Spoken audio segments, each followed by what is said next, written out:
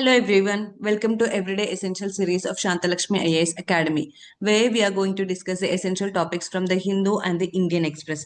So today, as part of this series, let us discuss the topics from the 7th June 2025, where we are going to discuss about the repo rate and the CRR. That means the cash reserve ratio. And the second one is the National Commission for Indian System of Medicine.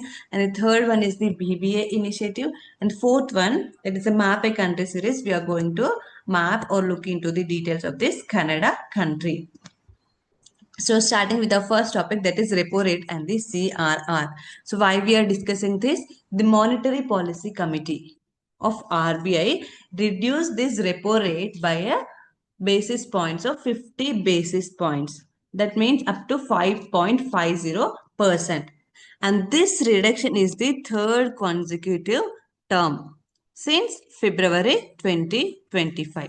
So in order to encourage the economic activity in the market, the RBI has reduced this repo rate to 5.50%, which is the third time.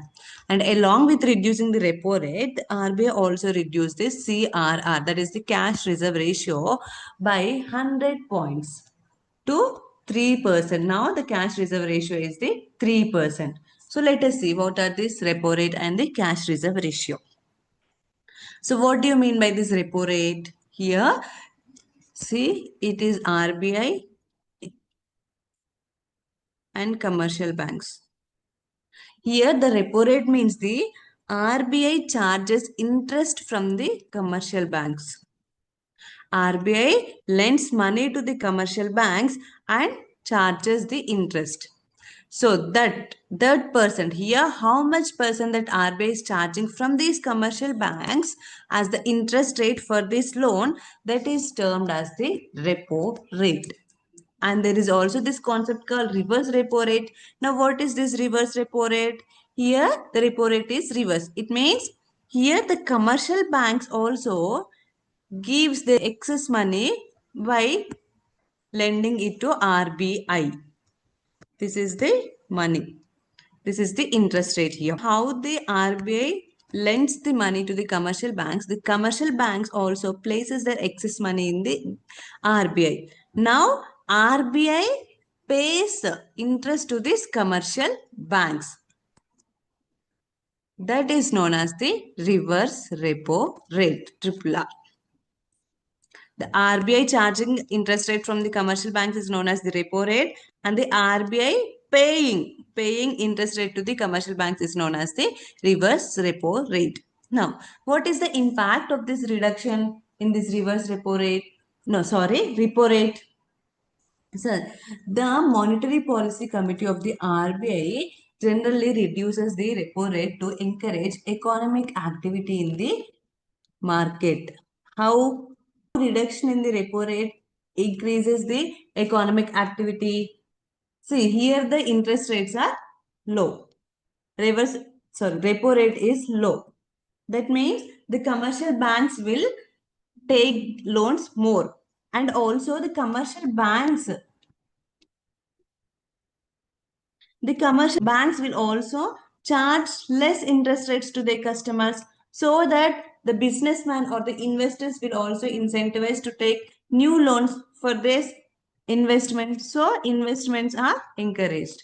And also the people, if money is giving the loans at a lesser interest rates, the people will also encourage or will also be incentivized to spend money. So overall, it encourages economic activity. How means the commercial banks will reduce their interest rates to their customers, so that the businessmen and the people were encouraged to spend more money. Now, what is the other case? What happens if repo rate is increased? So why will RBI increase the repo rate? That is to control the inflation. See, here we are giving money at a lesser interest rates. So there is a flow of money in the economy. But at some point of time, there is more money and the inflation will occur. So to contain this inflation, the RBI will increase this repo rate. So what happens if repo rate is increased? The banks have less money to, if the interest rates are increased, banks will take loans in the limited amount, and the banks have the less money. So if the banks have the less money, the market also has the less money. So that's how, if there is no money, how the people will spend in the market or in the economic activity? No, right? So in order to control the spending, the RBI increases the repo rate.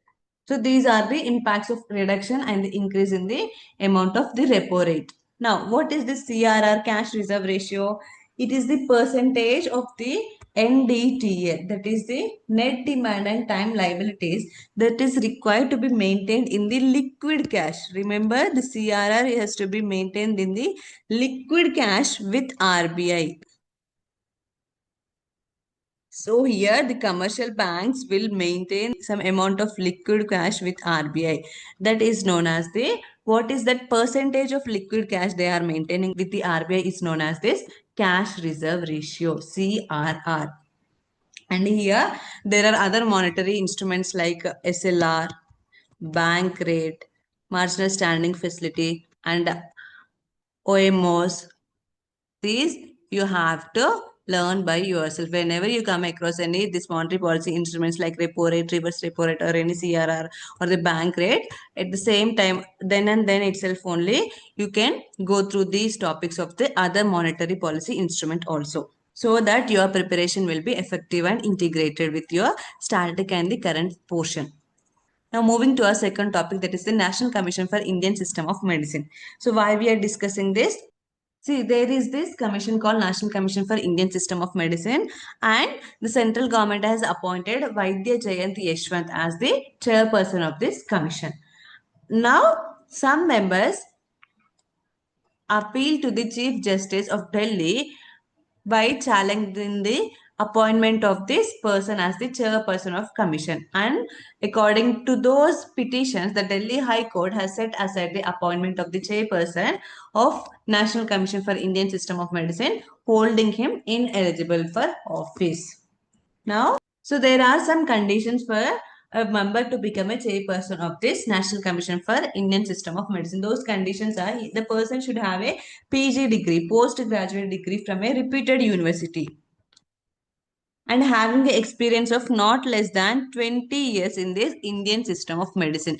And this person has not maintained these qualifications, the court has found that the person is not eligible for the to become the chairperson of this commission, of this National Commission for Indian System of Medicine. So the Delhi High Court has set aside the appointment of this person.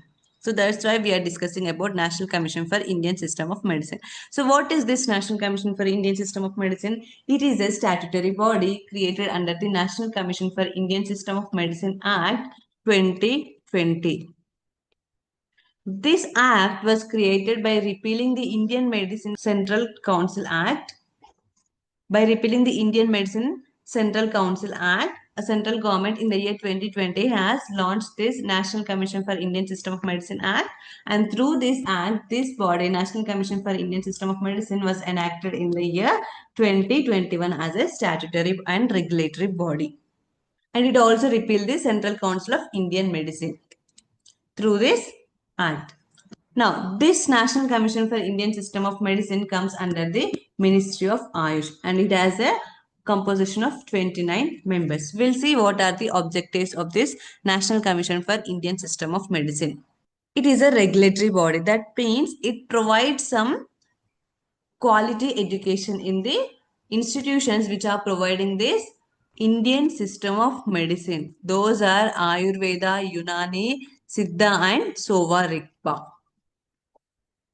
Regulations and standards by providing the quality education.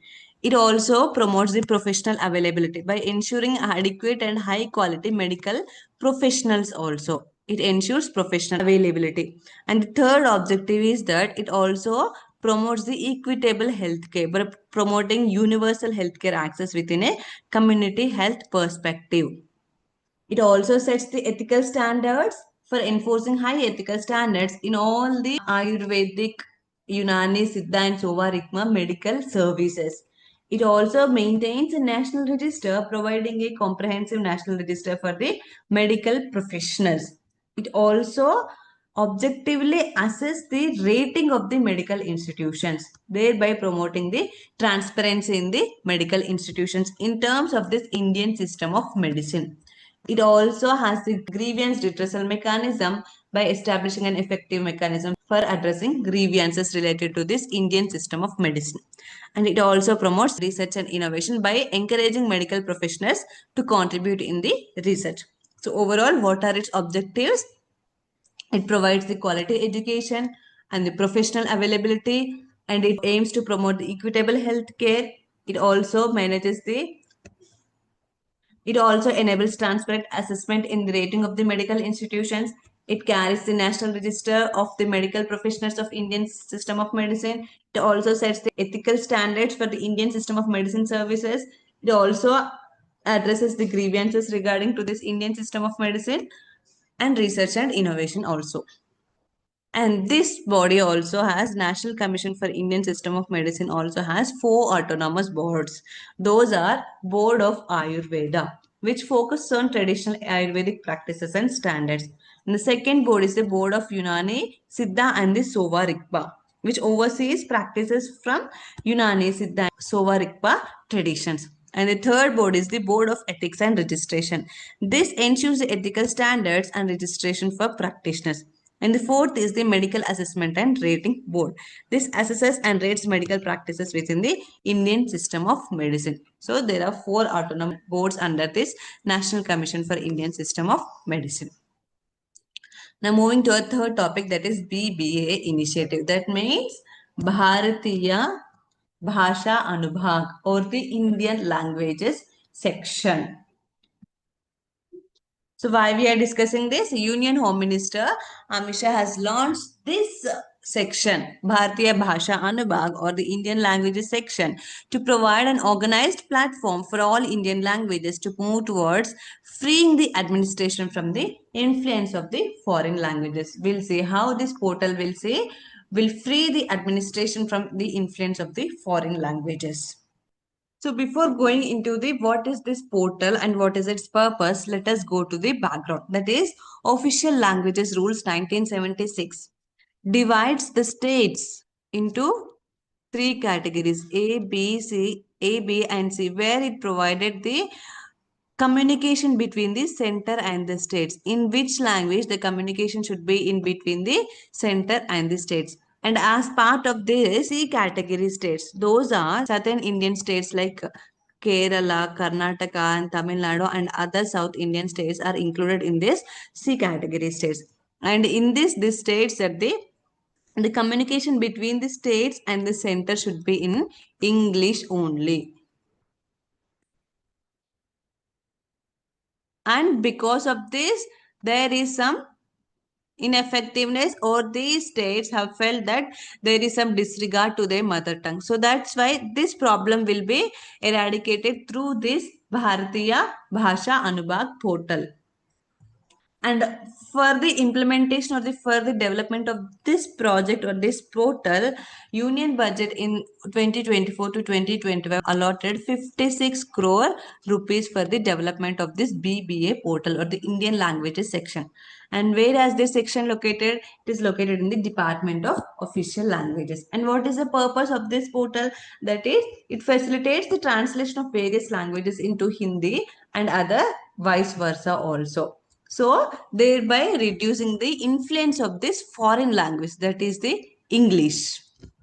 And which is the body that is implementing this BBA, that is CDAC, will help in translation of these languages. So, this is about the Bharatiya Bhasha Anubhag or the Indian languages section in the Department of Official Languages under the Ministry of Home Affairs. Now moving to our that is MAPE country series, that is Canada. So why we are discussing about Canada? In our previous sessions, we have discussed that India is yet to receive the invitation for this G7 summit, which is going to be held on June 15 to 17, and the host is the Canada. And now Prime Minister Narendra Modi has received the invitation for G7 summit by the Canadian Prime Minister Mark Carney. So let us see the Canada map. The Canada is a country in the North America. Its capital is Ottawa and its largest city is the Toronto. And it is bordered by Arctic Ocean on the north and Greenland and Atlantic Ocean on this east side and the Pacific Ocean on its west and the United States, the 15 states of United States in its south. And also here it is Hudson Bay, Baffin Bay, Labrador Sea and the Gulf of Alaska. And here it is also bordered with the Saint Pierre and Miquelon. It also included the Saint Pierre and Miquelon, which is the French administered territory.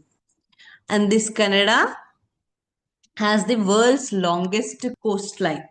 And it is also the second largest country by total area after Russia. And one more important special thing is that the Canada shares the world's longest international border, that is with the United States. See here, that is 8,890 kilometers. And coming to the official languages of this Canada, English and French are the official languages of Canada. So that's all for today's session. Thank you.